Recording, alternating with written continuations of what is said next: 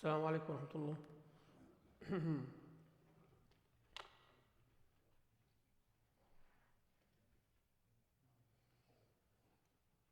أعوذ بالله من الشيطان الرجيم. بسم الله الرحمن الرحيم. الحمد لله والصلاة والسلام على رسول الله وعلى آله وصحبه ومن تبعه وله وسلم تسليما كثيرا.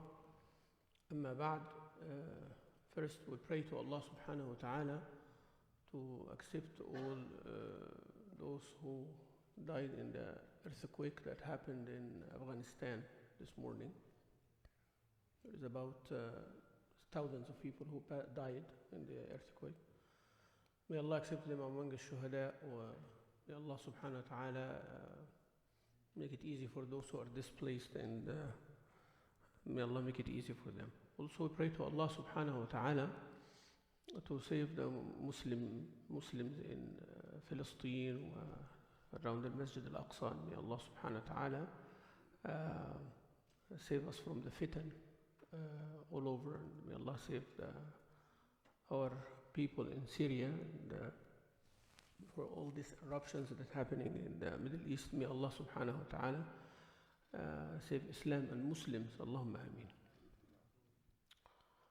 We continue with the book of Riyad-us-Saliheen by Imam al-Nawawi rahimahullah, which is section 78. باب أمر ولاة الأمور بالرفق برعاياهم ونصيحتهم والشفقة عليهم والنهي عن غشهم والتشديد عليهم وإهمال مصالحهم والغفلة عنهم وعن حوائجهم. Ordering, the section of ordering those who are in charge of the affairs of the believers, those who are in charge of the affairs of people, to always be lenient with them. Always be lenient with those who are under their responsibility, and give them advice, proffer advice to them, always giving them what they need. وَالشَّفَقَةِ عَلَيْهِمْ, being compassionate with them. So not only being lenient, but having that compassion toward them.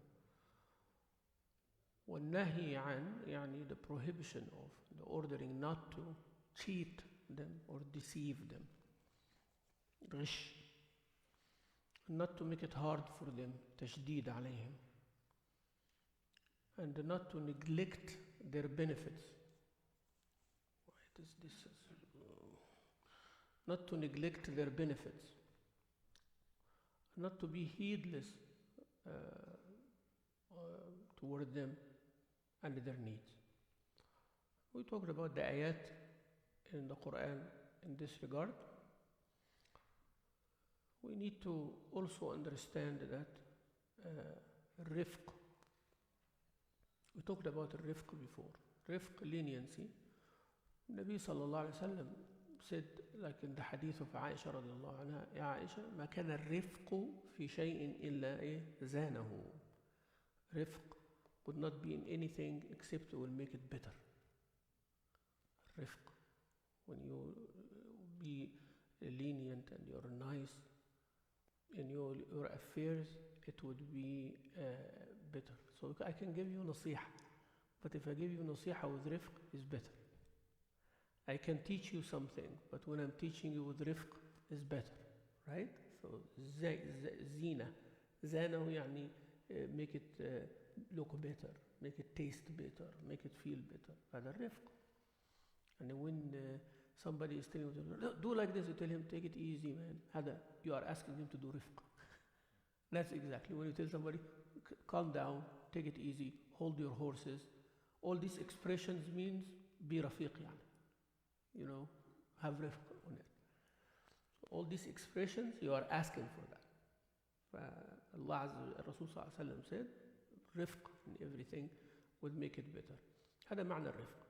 فالرفق بالرعية, يعني anybody under your responsibility, you are like a father to them. يعني you have authority upon them. You already have that يعني power over them. That's enough. يعني they are already looking up to you. So when you're dealing from above, it even gives more sense. So you have to have some compassion. You have some leniency, رفق.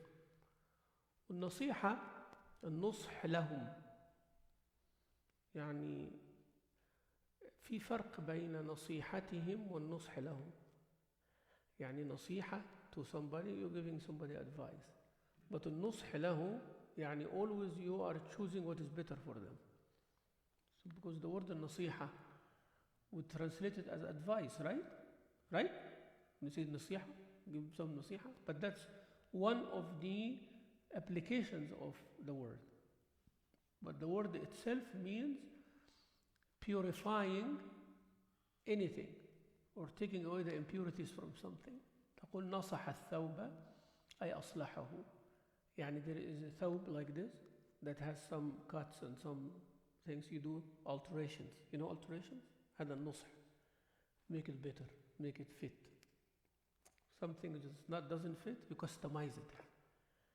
فأنا أنصح لك الثوب يعني I customize it for you so it becomes comfortable for you. ونصح العسل يعني نقاه من الشوائب. يعني making نصيحة to the honey means you are purifying the honey to give. فمعنى النصيحة when I do نصيحة to you, that means I am giving you things without any impurity. You know, it's like, you know, you are feeding your child things that it's not hard for them to chew. هذا نصح. تنصح له يعني you are making نصيحة to him so he does not choke on something. Right? If somebody old, elderly, or somebody sick or something like that, you are moving.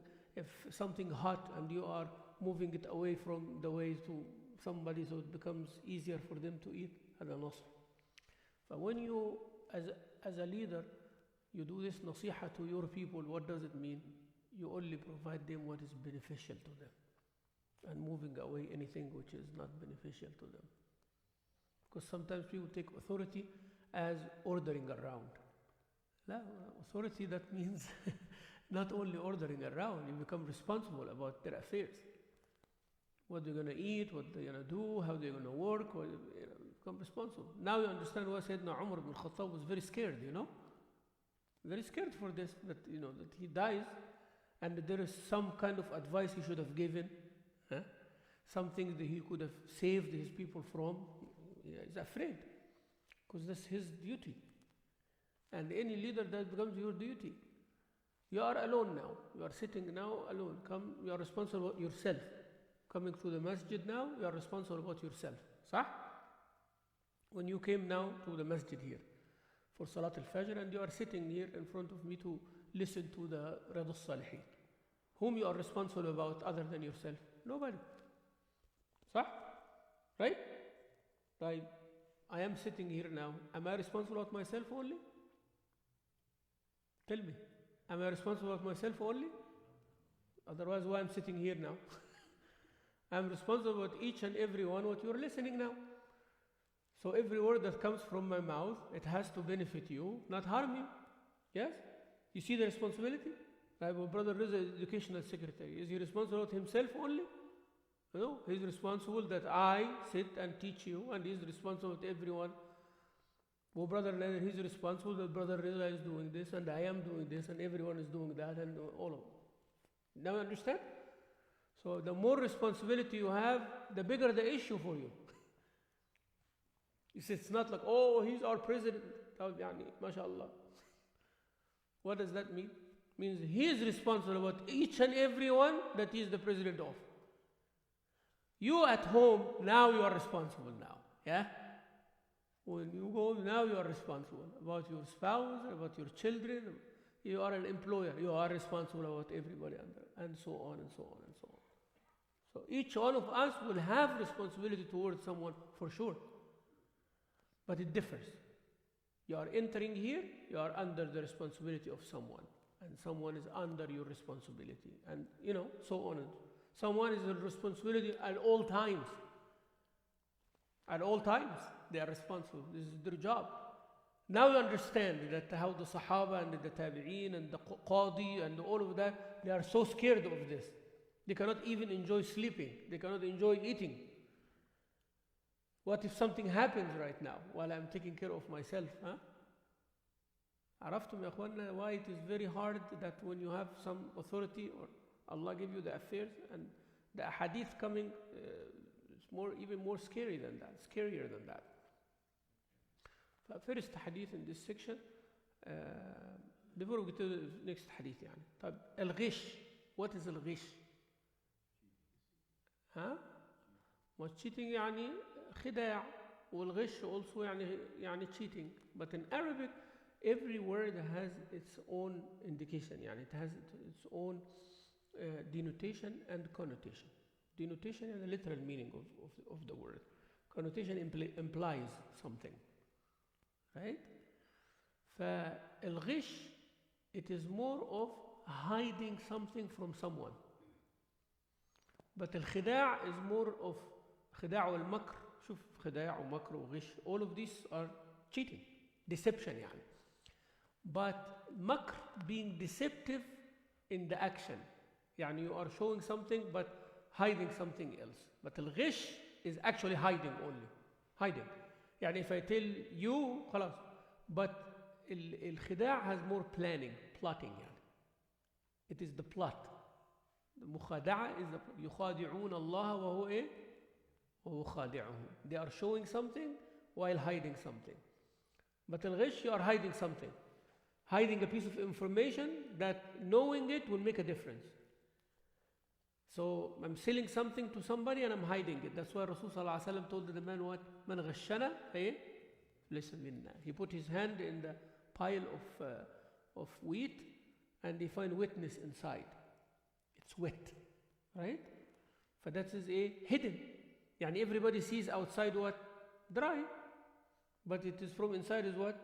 Wet. And Nabi sallallahu alaihi wasallam said, you have to make it clear. He said, Ya Rasulullah, the rain came and it dried outside. I did not touch it.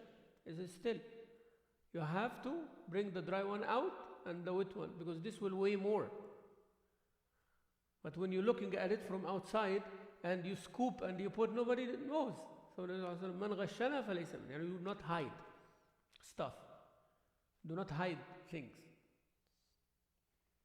That's very important. I remember when I was in Minnesota a very long time back, I bought a car which was a very nice car. It looked very sporty. And it was red also. Not red, maroon car. Cadillac car, maroon, nice, sporty. كده. It was very nice. It's cheap, good, from auction, somebody got. Then I discovered it has a defect in it. When you buy from the auction, it's the same as is. Those who sold it did not tell me what is the defect. And that defect was major, by the way. The oil leak in it, it's a problem. And the engine has to be all taken to fix the. That will cost a lot of money. Here is the issue. Why cheap? So I discovered that, but it is okay, drivable. So I managed put some thicker oil in it and ماشي الحال. It's cold over there, no problem. Now I want to sell it. After some time, I wanted to sell it. Somebody wants to buy it, like it, or wants to buy it. One of the people, brother doesn't know much, but he said, sell it, Sheikh. I told him it has a defect. He said, don't say. Why have to say? Very, very spontaneous كده right? And that shows you the culture also, the background. He does not mean cheating. Wallahi, that's a good brother. It's not like he means cheating or anything like that. So I have to say, sell it as is, خلاص. I said, but I know that it has a defect. You do not sell as is while you know somebody will be cheating. But that's a mushkila. Don't say, it's as is, buy it. وانت عارف that there's a problem in there. No, this as is doesn't work like that. As is, I don't know what it is in it, and I don't want to know, and I'm selling it to you like that. Fine. But when you know there is a major defect, you do not say as is. Because the reason you said as is what? You're hiding. See? So this is, don't play around in this arena. So I told him, no, Allah, even if I do not sell it, I have to tell. Okay? So the brother comes and says, Sheikh, you want to, خلاص, you ready to sell? I told him yes, but the car has that issue. He said, no problem. I buy it. I said, are you sure? Because I want to make sure that he knows also it's not a small defect. I told him, by the way, it is major. and I want a mechanic, and he told me this is how much it's going to cost. You still want to pay that price? I said, yes. So, alhamdulillah. Give me the money, he took the car.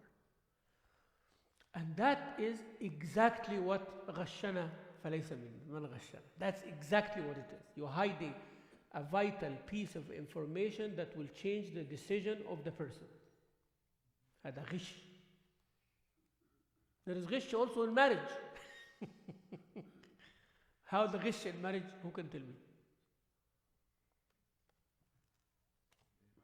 Are you scared from the sisters?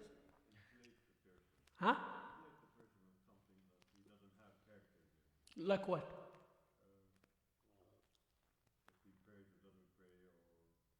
Like somebody goes and say, oh, I'm a very practicing person, I go to Masjid Salam all the time, huh? You know, I'm a hafiz of the Quran, and people don't know how to read Quran. They don't know how to find out. Ahsant.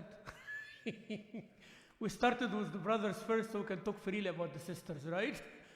You give one issue about the brothers, then you can list the sisters now. Yeah. You go, the person goes there, and that's in our culture is a lot, by the way, Sheikh. In our culture is a lot this way.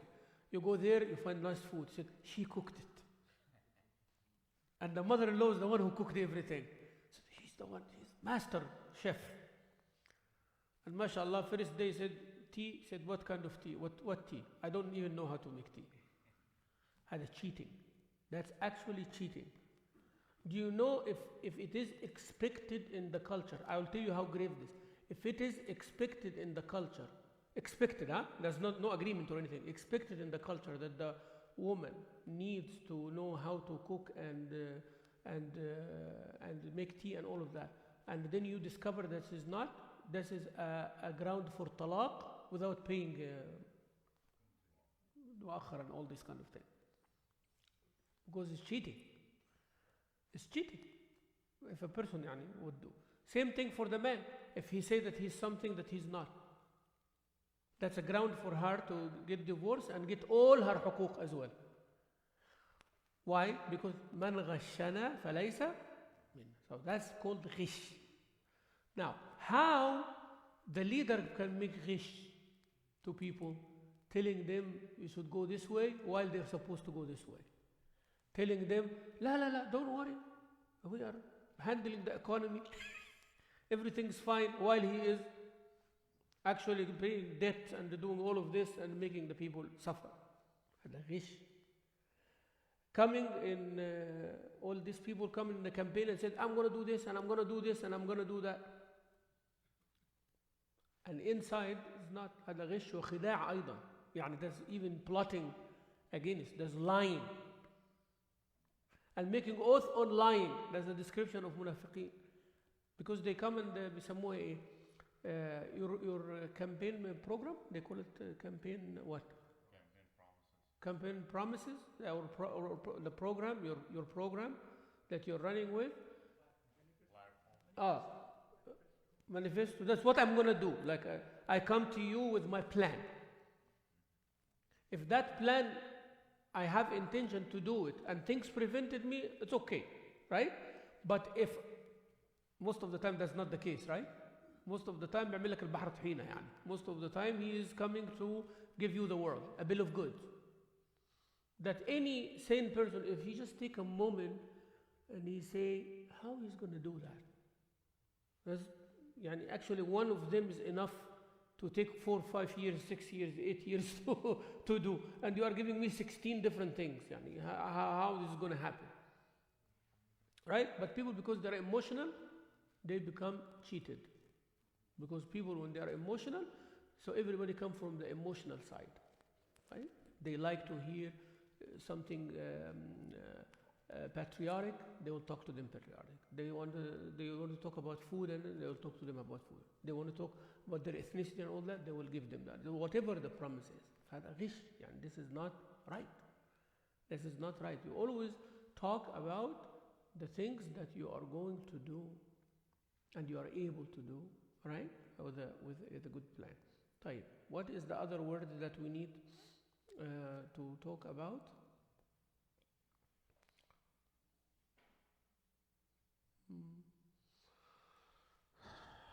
What is the page number, Sheikh? Because I think I...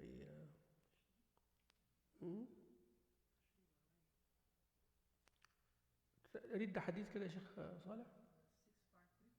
ها؟ لا read the hadith. حديث ابن عمر. Go ahead, read it. Yeah, read it. It doesn't matter. Just read, inshallah.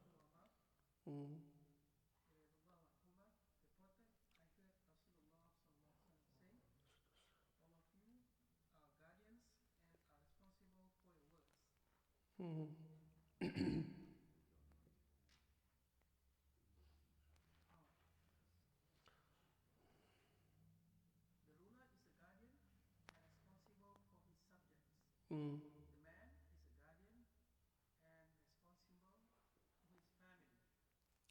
The woman is a guardian and is responsible for her husband's house, his offspring. And so all of you are guardians and are responsible for your words. هذا في البخاري ومسلم صح؟ البخاري مسلم نعم. طيب، وحديث عبد الله بن عمر رضي الله عنهما أن النبي صلى الله عليه وسلم قال: كلكم راع وكلكم مسؤول عن رعيته، فالإمام راع وهو مسؤول عن رعيته، والرجل راع في أهل بيته ومسؤول عن رعيته، والمرأة راعية في مال زوجها ومسؤولة عن رعيتها، فكلكم راع وكلكم مسؤول عن رعيته، أو كما قال صلى الله عليه وسلم. So that is the first hadith. What about the second hadith, Sheikh?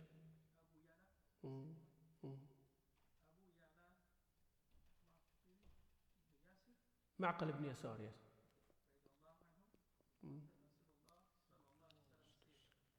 Any slave whom Allah makes him in charge of subjects and he dies while he is not sincere to them, Allah will make Jannah unlawful for him. الحديث what is the hadith number, this one? 654. Hadith 654. 654? أن النبي صلى الله عليه وسلم يعني قال في معنى يعني الحديث أن ما من رجل يعني أعطاه الله يعني أمرا أو أمانة فمات وهو غاش لرعيته إلا حرم الله عليه الجنة، أو كما قال صلى الله عليه وسلم. So the first hadith, النبي صلى الله عليه وآله وصحبه وسلم, he is saying that everyone is responsible. راع shepherd. راعي shepherd. From رعاية means taking care. But when you say راعي, it goes back to the shepherd. Few words in Arabic that has a literal meaning, but when you say it, because it is used too much for a specific item or a specific person or a specific incident case, then it goes to that. So when you say kafir, it goes back to the disbeliever, ala tul straight. Even kafir originally means farmer. Kafir means farmer because he hides the seed in the ground, right? So that is farmer. But now you're not going to go say, Assalamu alaikum ya kuffar. Like people, farmers say, Ayyuha al-kuffar al-jamilin, you are beautiful kuffar. And we're not going to do that. Because now we know the word kuffar or kafir goes where? Even Quran said, لم يكن الذين كفروا. Right? But يعني this is very important, right? To understand. So now when we say كلكم راع يعني shepherd. But the word shepherd will be used figuratively. So shepherd means a man, a person who is taking care of a herd of sheep. That's why they call it shepherd. But if he is taking a herd of cows, also shepherd. The camels, also shepherd. Taking care of humans, also shepherd. It's not like humans like animals, يعني. No. Figuratively speaking is caretaker of a group. أكلكم, النبي صلى الله عليه وسلم said, all of you راع. Any adult male is راع. Something you will be responsible about. You are working for somebody, you are راع to this. You have a business, you are راع to everybody under you. You are the husband, you are راع to your wife. wife, you are ra'i to the children and the money of your husband and everything. Is that clear so far? فقال النبي صلى الله عليه وسلم كلكم راع. يعني at the end of the day, each and every one of you will be is a shepherd or a caretaker. وكلكم مسؤول عن رعيته. Because most of the people will think this responsibility is kind of an honor, it's kind of a status. مسؤول. What is the word مسؤول? You translate it as responsible, right? You translate it as responsible, yes? Word responsible in English does not have much indication. يعني. Or responsible means what? What the responsible means. When I tell you, you are responsible, what does that mean? Be a responsible person. The word lost its original meaning. Responsible person means be serious, something like that. When I tell you, brother, now you are a responsible person. And you said, no, yes. Yeah? But what did you get? See? Yeah, when I tell you, act responsibly, what does that mean? You understand what so the word itself culturally does not give you, but in Arabic it doesn't work like that. In Arabic every word goes to the root. What is the root of this? Su'al. What's the su'al? Question. So when I tell you become mas'ool means be ready, you're going to be questioned on that. You're going to be questioned by someone. So the word mas'ool, when they said al-mas'oolin, al-mas'oolin, they are the ministers and the cabinet and all that. They're going to be questioned. People will question them, the ruler will question them, and Allah will question the ruler and question everybody. So when I said, the Nabi said, كلكم راع مسؤول عن رعيته. يعني you are appointed as a راع. Yes. But who's going to ask you? And in front of people also will be asked. So if somebody does not do the duties toward his family, household, and children, the state will be also asking him. مسؤول أمام authorities. In front of the authorities, you're going to be questioned. So the word responsible means questioned, accountable. Huh? The accurate word means what? Accountable, accountability. Anything you're going to do, you're going to be held accountable. That is the meaning of responsible in Arabic. It's more accurate to say what? Accountable. Don't say responsible. Okay? Don't say responsible. And people will say, oh, he acted responsibly. You're taking care of his phone and his stuff, you know? Nobody's questioning you here. لا, in Arabic, the word مسؤول, يعني some entity will be questioning you. You are held accountable in front of someone. فالنبي صلى الله عليه وسلم is not only telling us you are assigned on someone, لا, he's saying that you are reporting to someone as well. Responsibility is not only a status, is not a gift, is not something to be proud of. No, it is, be careful. Everything you do toward others, you will be responsible about. فكلكم راع وكلكم مسؤول عن رعيته. يعني imagine you are not going to be asked about yourself, but you will be asked about everybody under your leadership or under your rule. Under your rule. Okay. Then the Nabi Sallallahu Alaihi Wasallam give us examples. Don't think that whenever the Nabi Sallallahu Alaihi Wasallam talk about a concept and then he mentioned one or two or three things that they're only applicable to those things. Those are examples. فالرجل راع الإمام راع والرجل راع والمرأة راعية. I give three examples. A leader, the head of household, a wife and a mother. How about the owner of a business? How about the teacher in the classroom? فيعني it is applicable also. But he gives examples صلى الله عليه وعلى آله وصحبه وسلم. فالرجل فالإمام راع. طيب what is إمام? الإمام can mean الإمامة العامة. It's called the إمام يعني أمير المؤمنين or the Khalifa or the president, whatever it is. يعني. Okay? Whatever is the situation, the Amir Amma, يعني the people report to him in all their affairs. He is running the political, military, economy, social, had someone assigned to do that by a community. That community can be small or big, but يعني a state. Or the imam in salah, or the imam in certain affairs. Like people make him a tribe leader, and this is the leader of our tribe. You are our imam in these affairs. Also, it means the amir. Yani, if we are traveling or camping, we assign someone as our imam or as our amir. Imam is not only religious, is not only ritualistic. We said religious is everything, right? Everything is part of our religion. We don't separate religion from everything else. So he is the one that responsible about everybody under their authority. So when you are assigned, I see that a lot. Whenever we are with a group of youth or a group even of all the elder brothers, you find something in the nafs that everybody wants to be the leader. So if you assign somebody, others feel that is why he didn't assign me. Ya akhi, say alhamdulillah. Alhamdulillah that you are not assigned.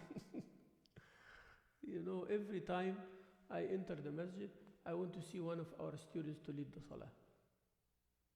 Yani, ruh, lead. You know, it's better that someone took it away from you. It's much better yani, that you are regular. If you find in your heart that you are tastashrif, pull yourself back, because that is dangerous. Every time, my brothers, I'm telling you, that you find in your heart, while there is a group of people, that you are better or you are the best to do it, you are in danger. I'm not saying that you are not the best. I'm not saying. You might be actually. Like Sayyidina Yusuf said, make me the leader. He knows that he is the one.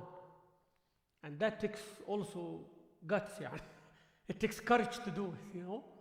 When you know that if you don't do it, big corruption will happen. Yes. But is this the case all the time? I don't think so. Most of the time, people want it as a, why? I am the eldest. I am this, I am that. Why he did not recognize me? Why he did not put me in the front? Like, I don't know, in our culture, in different cultures, sitting beside the driver in the car is a big deal. Who knows this? Who agrees? Huh? In Malaysia is the case? Here you go. I like that, man. Let's move to Malaysia. So, now in our culture in Egypt, if there is an elder, if my dad is there and then the car came, if I sit in the front, if I open the back door to my father, that's an insult. I'm just telling you. If I open the back door of the car to my father, and that means I want to sit in the front, means he has to tell me. He has to tell me, I want to rest in the back of the station, that's okay. Now he downgraded you, that's okay. He put you in the front, it's all right. It's a downgrade. But if you sit in the front, it means you're taking lead now. You're going to tell the driver where to go and all of that. So it's all about perception. Okay? But that's because he's elder, he's right. For sometimes, you have to be careful with these things. And many times, when we are going to the funeral or something like that, some of the brothers, they come and we're going in the same car. So the brother is driving and everybody runs to the back. I said, come on guys, I want to be in the back, you know. He said, Sheikh, no, you're the Sheikh at the front. I said, when accident happen, I am the sacrifice. La, khalini in the back. In the back is better for me. You have to also take care of these cultural differences. But if you find yourself tastashrif, I want to be the leader, pull yourself back. Nabi sallallahu alayhi wa sallam warned his uncle, Al-Abbas, from that. He told him, make me the leader of, like something. A couple of times, And he came and told him, make me the leader, Amir on something. He said, Ya Abbas, Ya Amma, yani whoever comes for it, we're not going to give it to him. But whoever is qualified will be assigned to it. And then he told him, whoever runs behind it, Allah make him enslaved to it, to this position. And whoever it is given to, then Allah help and support. Another time when he was in Mecca, when they opened Mecca, Al-Abbas was the assigned Bani Hashim, or assigned to give the drink and the food and feed people. But taking care of the Kaaba was for Bani Abd al-Dar, another family. فالعباس came to Rasulullah and said, oh, now you have the key, give it to me. اجمع لنا السقاية والسدان. يعني let's take care of the whole package. Nabi Sallallahu Alaihi Wasallam said no. It stays with them until Yawm al-Qiyamah. You know, so Nabi Sallallahu Alaihi Wasallam does not give the one who's running behind it. Because it's very rare that somebody running behind it because they know they are qualified. Now, if election, for example, you have to run and do all of that, that doesn't mean that you are running behind. And don't misunderstand here. Okay? Because nomination happened, the person is running because they are the one who is, no, the people nominated. So this is not the case here. But still you are in danger. If you are nominated, you have the choice to refuse. If you accept, now means you accepted the trust of the people in you. Now you are responsible. Be careful now. Have the amana from Allah Azza wa Jalla subhanahu wa ta'ala. فقال النبي صلى الله عليه وسلم الإمام راع. يعني you are a shepherd. ومسؤول عن رعيته. مسؤول in what scope? How much? What is the scope? Your responsibility. Not out of your scope of your responsibility. So if I am the assigned imam of this masjid, I'm not going to be asked about Masjid Bilal. That is not my scope of responsibility, right? Now, if I am assigned as a supervisor of all the masajid, now it is in the scope of my responsibility. Job description. Whatever given in your job. Also, when you volunteer, don't say, oh, I am volunteering, I can sleep today. Payment versus non-payment is a side issue. Responsibility is the main issue. Okay? If you say, I am going to volunteer to teach kids something, now خلاص, you're responsible now. مسؤول. Otherwise, don't volunteer. Do not propose. You proposed for no payment, or you asked for payment. That's a side issue. Right? This is another issue. But the main issue is what? The responsibility, the amana, the accountability. Yeah. The main issue is now you are accountable, because this position now, there are services to the community, there are people who will benefit or not benefit, lots of things will be affected. That's why I'm not scaring you to volunteer, by the way, but I'm telling you the importance of when you are assigned, you are accountable. If not to somebody, not to the community, to Allah Azza wa Jal.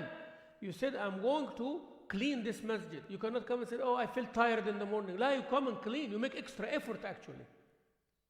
You make extra effort to come and clean because you promised that.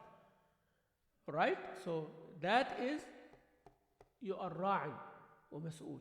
So within the scope of your responsibility, whether you volunteered yourself or you are assigned by someone, you are accountable. I hope this is clear, huh? So please, inshallah, I'm not saying don't volunteer. La wallah. But do according to your ability. Don't take more than you can chew. Say something little. That's why I was talking to Brother Rizal other. So if each one of us volunteer 1 hour a month, 1 hour a month, ya akhi. See how many people sitting here today, yeah? How many people pray Fajr? About 150 or so. Every morning, every Sunday. Sunday is the largest number of Fajr Salah. This takes about 70 people, the line. So, about 70 people, this line. So if we have 2 lines, that's 140 people. So 140, 150 people. That's 150 hours of volunteer, 150 volunteer hours per month. Per month. About 5 hours a day. Am I right? About 5 hours a day. Do you know what that means, 5 hours a day? There are 5 people who are here, yes? Correct, or am I exaggerating? So that the masjid affairs are taken care of big time. If we organize it, we have a schedule, 1 hour. Just come 1 hour, ya akhi. Imagine now the people of Jum'ah, 1 hour a month. Yani 12 hours every year. Wallahi, nothing. Just come to the masjid and do something. Very simple stuff. Whether, helping people outside, whether helping the Boy Scouts, helping the Sunday school. We have about 336 children in Sunday school. Do you know that? We need people to volunteer and come to help the Sunday school to teach Quran. If you know how to teach Quran, teach the kids.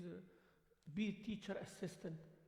Yani volunteer and say, I'm going to come the first Sunday of every month, and I'm going to come here for the weekend school. There are 3 brothers or 3 sisters. They come and walk around the classes and sit with the teachers and see what they need help with. One Sunday every month.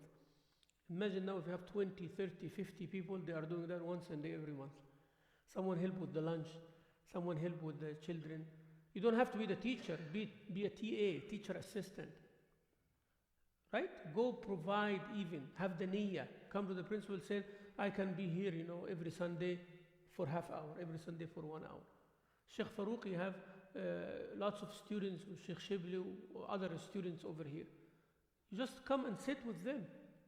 Just sit there to help them with the children, Say, do you want me to do something? Do you want me to do the report for you? We are creating some evaluation forms. So, Sheikh, do you want me to evaluate the children for you? Do you want me to do something? And maybe you can learn 1 or 2 things too.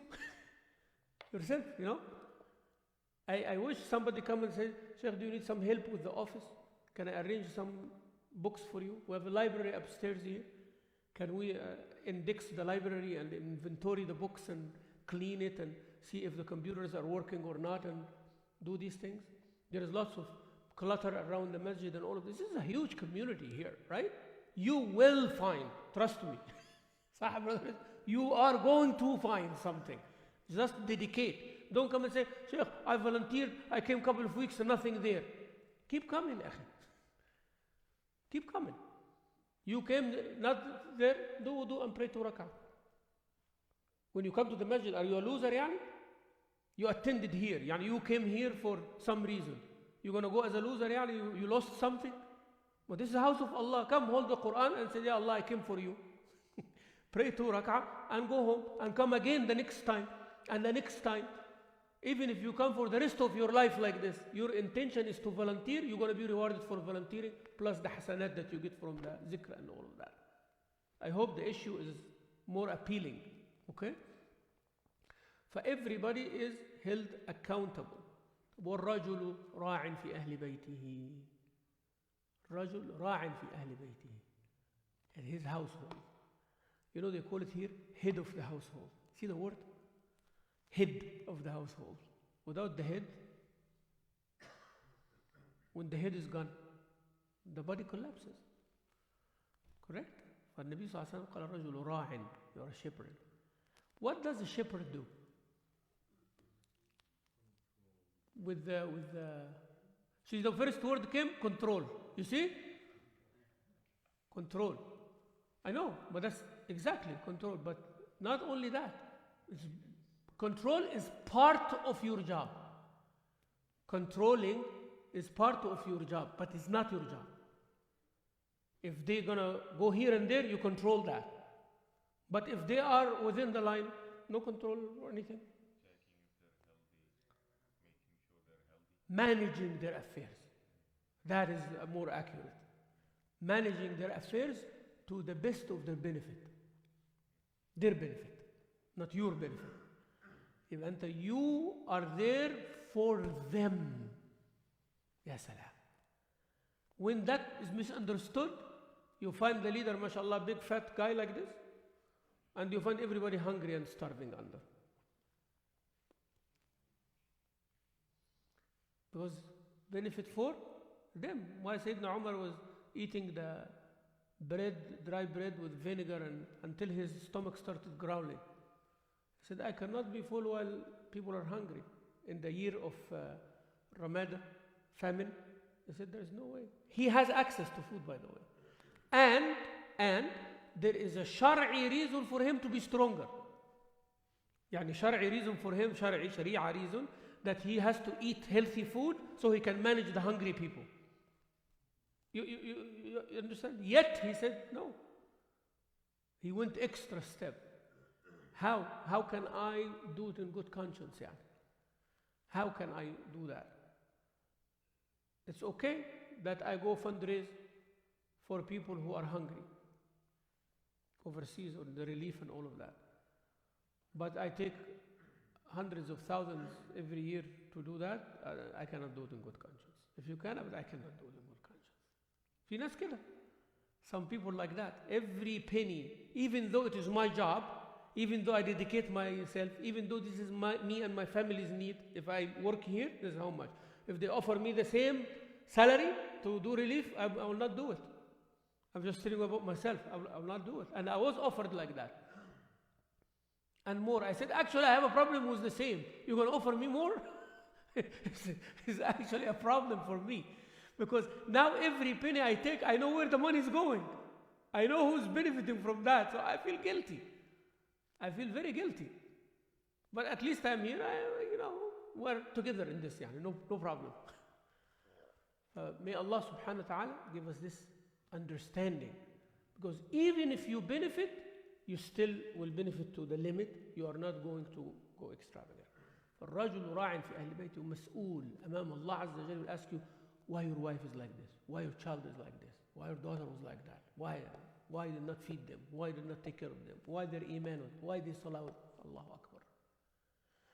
You have to do your best, and whatever happens later is not your responsibility, it's not your accountability. You are not accountable for what happened when they become accountable. They are become accountable, khalas. But they are reporting to you, they are under your leadership, under your authority. You will be asked about them. That's why we tell the sisters, when you are married, yes, you report to your husband. Yes, you ask permission from your husband before you go, and he doesn't for you. It is not about equality of everything. No, there's no such a thing. Why?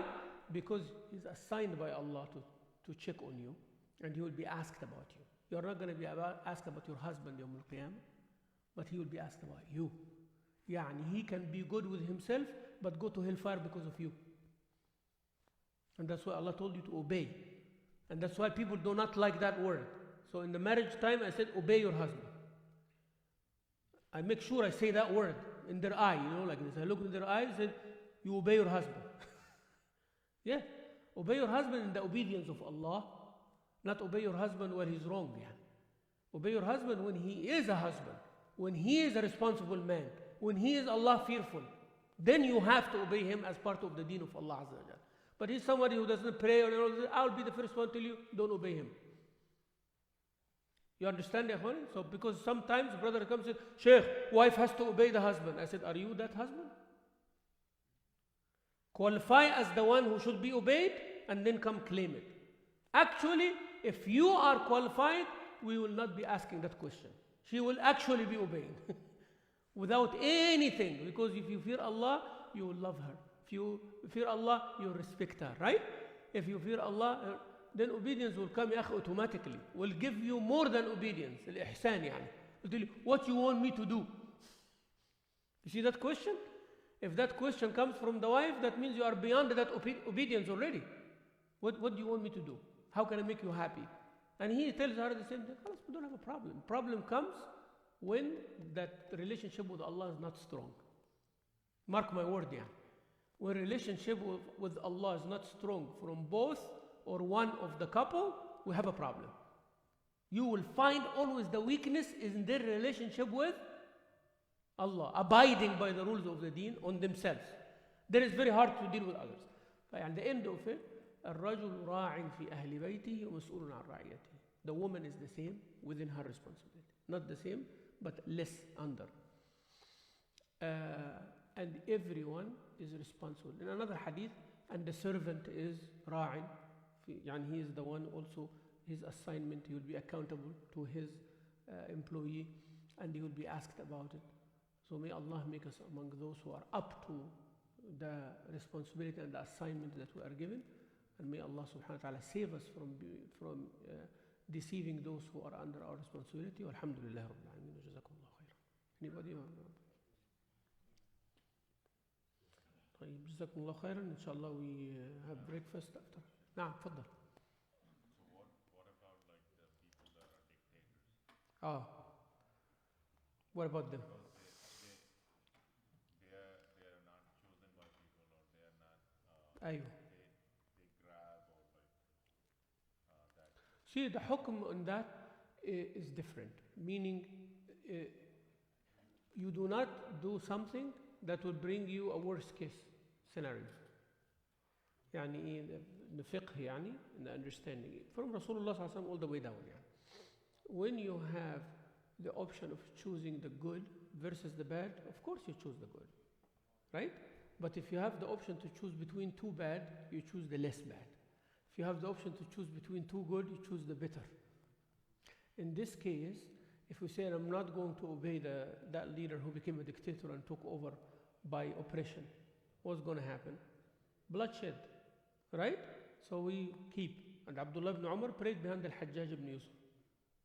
Al-Hajjaj kills everybody in front of Abdullah ibn Umar. But he did not defy. Why? Because if he defies, then what will happen? Like Abdullah ibn Zubayr. Al-Hussein killed, bloodshed, fitna, all of that happened, right? So if you know that people, everybody, they remove, that's fine. But if it is going to take a bigger problem, that is where the issue should be. It can be said the other way too, right? Because if you don't stand up, that you are like basically. But stand up as what? Giving the Good. permission to the dictator to No, yes, exactly. But the Prophet ﷺ said, whoever can change with their hand, let them change with their hand. Whoever can change with their tongue, let them change with their tongue. Whoever cannot deny with your heart, and that's the least. So basically you are doing according to your ability. But as I said, if the people know that they are going to end up removing that person who's a dictator, even with some casualties, that's fine. But do not go as an individual. Because you go as an individual, you lost. If your family lost, you have a problem. So that's why it has to have some understanding in it. But doing it to a smaller scale, it's all right. يعني. You know, in the small affairs, that's fine. But you know, the general imama has its own ruling.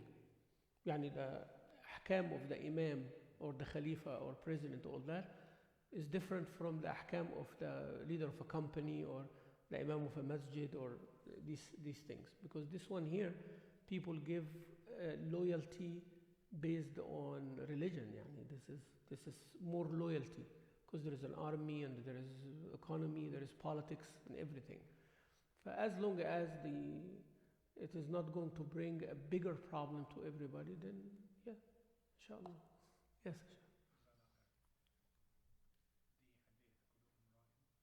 كلكم راع. How do we break it down for them so that it can be accepted? No, It's a big lecture on its own. yeah. Well, it starts from younger age. That you know, family concept is not موجود يعني. It is lost. That you know, I am your father. I have authority upon you. Right? This is what you're talking about. When teenagers they are rebellious, they don't want to report. But that's Teachers to actually start questioning. questioning. Yeah. Questioning is not a problem, but questioning the authority, this is the problem. Why should I listen to you? Why should I listen to you? Because you're my son. They negotiate over here, right? Because you are, why should I take care of you? My question comes down. Oh, because you are my dad, right? So who give me that responsibility? Yani who make that responsibility? If you believe in Allah, Allah also told you to obey me as a father, until you are in your own. And it comes from younger age. And if the kids like to reason with them. There is nothing wrong when they question with yani. But when they question because they don't want to do it, that is the bad part. You know, sometimes they question because they don't want to do it. It is not questioning to know. So you have to understand exactly what is happening here. Because why should I listen to you means I do not want to listen to you. You have to convince me that to listen to you. See the logic here? But why should I listen to you if they really want to know? I am listening to you, but I want to know why. You can. That's the easy part. Because they don't question that from their friend. Like, why do you listen to your friend? Why, if your friend tells you to do the same thing that your father is telling you, you listen to your friend, but you don't listen to your father. Why? You know why, right? Because authority. They refuse authority. And that's the culture here. You have to rebel against authority. Why? Because this is the trick here. The trick. It is not actually rebelling against authority. You have to have that when needed. Because they will go work, and if they have a big paycheck, they will listen to authority. Right? If they are in a political party, they will listen to the agenda of the party, even if it's against what they want. They will acquiesce, yani. But it's needed here. So they will do it. Benefit, yani. It's benefit-based. Capitalistic culture is benefit-based. That's it. The children have to, it's a bigger musiba for us, yani. You have to teach them a value for the value, not because there is a material benefit. Because everything is material benefit. If my son comes and says, why should I listen to you? I tell him, because I'm going to give you $500 every month. He will listen. Right? No discussion, no question asked. Am I right? Yeah. Tell your son anything like that. Said, why should I listen to you? He said, because I'm going to give you a salary for listening to me every month. Absolutely, Dad, start now. So the issue is not basically listening or not listening. The issue here is what is in it for me. That's why he's asking. But it goes back to what? Allah rewards you. He has to know Allah. He has to look for His reward. That's the benefit. It starts from there. So that's why when my children, I said to them, you love Allah Azza wa Jal. Everything goes back to Allah Azza wa Jal. When they start even repeating it without understanding, then it is a value. There is a value system inside of them. I love Allah, Baba. I love Allah Azza wa Jal. Then when we said Allah loves you, Allah wants you to listen to your mom. Allah wants you to take care of your brother. You see? So now they have a value. So what's in it for me? Because this is the question. He's asking you, why should I listen to you? Yani, what is in it for me? Baba, why should I clean stuff? You know? So like my daughter said, why should I clean for everybody? You ate, he ate, she ate. Why each one does not... reasoning. Wallah, Sheikh, they have good reasoning, good logic, yani. And I wonder, when we were young, we never asked these questions. Because, you will find like something coming at you. So basically, you never ask those questions. But here he says, Baba, you ate in this dish. Why should I wash it? It is reasoning. I said, don't you love me? Yeah, I love you and everything, but wash your dish. I'm telling you, literally, this is what's happening, you know? So many things you can negotiate like that, because it is great in front of Allah as a Muslim to be kind to your parents. I was kind to my parents, right? Now I'm a parent. Kind to me. One day you're going to be a parent. You want your children to be kind to you. If you are not kind to me, how your children will learn? How they will learn that? So you kind of give it in perspective. But you have to have some reward for it, because as a Muslim, Allah told us what is in it for you. Didn't He say, "Lahum jannatun tajri, jannatu adnin tajri, radiyallahu anhu." Always Allah said, "What is in it for you?" But is this what the kids here looking for? No, they are looking for material benefit. What's in it for me? Materially.